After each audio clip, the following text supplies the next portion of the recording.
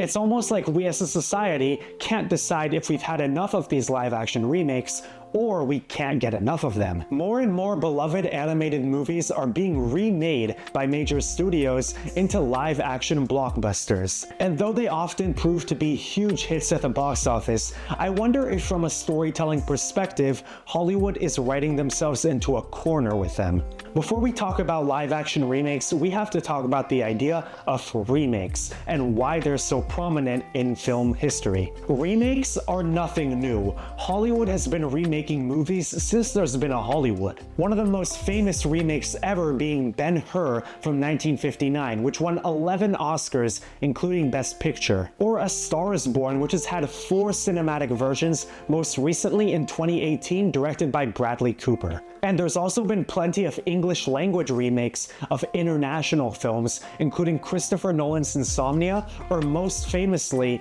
The Departed, directed by Martin Scorsese, which also won Best Picture at the Oscars. Not to mention, there's also been a recently rising trend of movies that were adapted into stage musicals, which were then adapted into a musical movie, including The Producers, Mean Girls, The Color Purple, and Kiss of the Spider-Woman. Now to the question that's been on all of our minds, why remakes? Remakes are stories that work, stories that can benefit from the technological leaps since that first film came out, from a new cast that provides a new energy, from an updated cultural mood. A Star is Born 2018, though keeping most of the story, works well because of the updated pop and rock music scenery, providing a fresh feeling soundtrack, as well as Bradley Cooper and Lady Gaga giving a unique energy from Chris Christopherson and Barbra Streisand, for example. Or look at the technological perspective. The original Ben-Hur and Nosferatu were silent black and white films made in the 1920s. The updates in 1959 and 2024 respectively had a much larger scale, colored production design, and much more realistic feeling action, which is something that couldn't have been achieved with the technological limitations of the 20s. There's also the obvious reason, which is to capitalize on an existing audience of that original film, which brings us to Disney's catalog. For decades, Walt Disney Pictures produced beloved animated and live-action movies that were continued cultural hits. But in the 90s, they decided to take this a step further by starting to adapt some of their animated movies into live-action flicks. The first one was Rudyard Kipling's The Jungle Book from 1994, starring Jason Scott Lee as Mowgli. More notably, in 1996, Glenn Close played Cruella de Vil in the live-action 101 Dalmatians. But in 2010 is where this trend really got the fuel, when Tim Burton directed the live-action Alice in Wonderland for the studio, and the film made over $1 billion.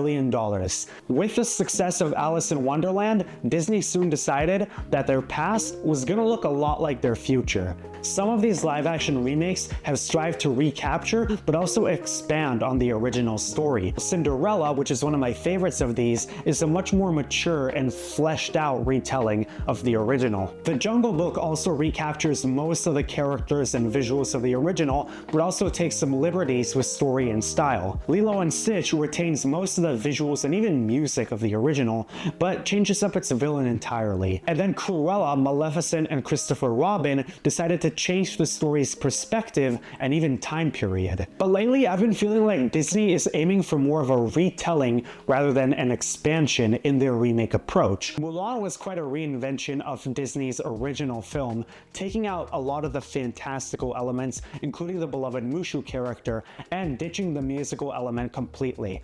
I engaged in an online discussion around the film's release, asking someone why people were so frustrated by them staying truer to the legend and making it a new take on the story. And the response was something like, "This is what Disney fans want, the exact same movie, just in live action." And I still ask myself the question, why? Many of Disney's live-action remakes have followed this approach, most notably Beauty and the Beast, which I think is quite a good movie, but almost a carbon copy of the original while adding a few songs. And films like The Lion King and The Little Mermaid followed in suit with this approach, following basically all the same dialogue, story beats, visual, and musical cues. And most recently, Universal Pictures took this approach with DreamWorks' How to Train Your Dragon, which even had the same director, Dean de blah. This approach to the live-action remake strives to keep the same story, character personas and designs, music, and even the same sets and costumes, so I've been thinking for a long time, why is the latter approach such an appeal? Why is watching basically a recreation of the exact same experience we've had before so popular? And I have a few answers. First of all, there's that saying as old as time, if it ain't broke, don't fix it. Many of these stories are so pure that no one can even imagine touching most of them. For example, there's certain shots or even score cues that you want to keep in the 2016 Jungle Book, but as you go into the movies with bigger and bigger fan bases, there's fewer things you want to touch because they're so iconic and beloved in the wide culture. Some of these films are deemed so untouchable that the remakes will even keep some of the same casting. For example, James Earl Jones as Mufasa in The Lion King, or Gerard Butler as Stoic in How to Train Your Dragon. Sometimes something worked so well that there's no better way to do it. There's a reason West Side Story worked so brilliantly, even though it was so similar to the 1961 version. Or even novels sometimes staying true to the source material, like Dune works very well in the film's favor. But at the same time, if you're going to recapture something exactly as it was, you have to have the soul and heart intact. Many complained when The Lion King 2019 was practically a shot-for-shot remake of the original, and one of the big problems people had was that the CGI animals just couldn't emote like the more cartoonish animals in the original. While I don't think The Lion King remake is that great, I understand that that's probably the one that fans are most protective of. I mean, the first movie is so perfect, you can literally change nothing from it. Whether it's Hakuna Matata, or the characters' dialogue and personalities, or even that famous shot of Scar killing Mufasa, like, there's really not much room for improvement in an already perfect, masterful movie. And of course, nostalgia plays a huge part into it. The more connected you were to this property when you were younger, the more you want to feel that this new experience is alluding to your childhood. And seeing childhood tales turned into big blockbusters while emulating the original film so much is like a moment of full circle for many who grew up with the first film. For fans of the original, the reward comes not in discovery but in recognition of, that's the line I love, that's the song, that's the visual, that's the character, the voice that I grew up with and heard so many times. And seeing something being done the exact same way gives the viewer the approval of the film they watched as a child was perfect. And obviously, it's lower risk. As we've said, when you make a movie like The Lion King, you can expect billions of dollars with audiences coming out just based on the movie's title alone. So while some people have more specific expectations than others, everyone is seated with the knowledge that they're part of something that has been culturally significant for decades, even before this film was made. So while this signifies lower risk for studios, it's began to polarize audiences on their continuation and prominence. Many people are tired of seeing live-action remakes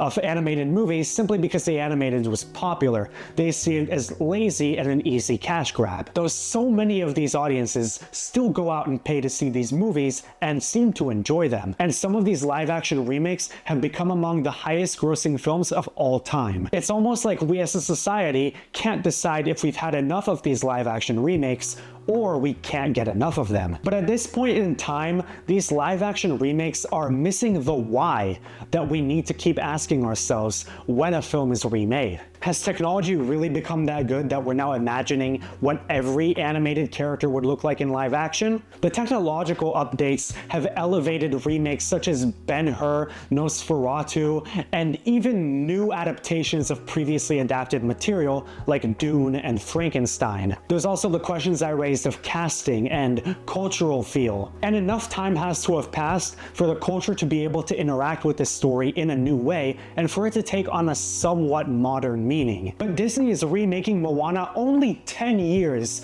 after the original, which is worse than the only 15-year gap between the How to Train Your Dragon animated and live action. Not to mention, they're casting Dwayne Johnson again as Maui. And the animation in water already looks so gorgeous that I honestly think it'll look way worse in live action. If they still plan on remaking Hercules, for example, I hope they take some swings with the casting, not keep it exactly the same. Hopefully someone new is Phil that isn't just doing a Danny DeVito impression, but still capture that underdog spirit and the cool visuals that made people fall in love with the original. But when remaking a film, I think all studios need to ask themselves these questions that I've brought up. Does the story still work? Has enough time passed? Has technology improved enough to make this necessary? And will the casting be fresh and interesting? Let me know in the comments what you think about this whole trend and situation, and which are your favorite and least favorite live action remakes of animated movies. And if there's any animated movies you really want or don't want to see remade in live action, I'd love to continue the conversation in the comments, and as always, stay tuned for more here on the channel.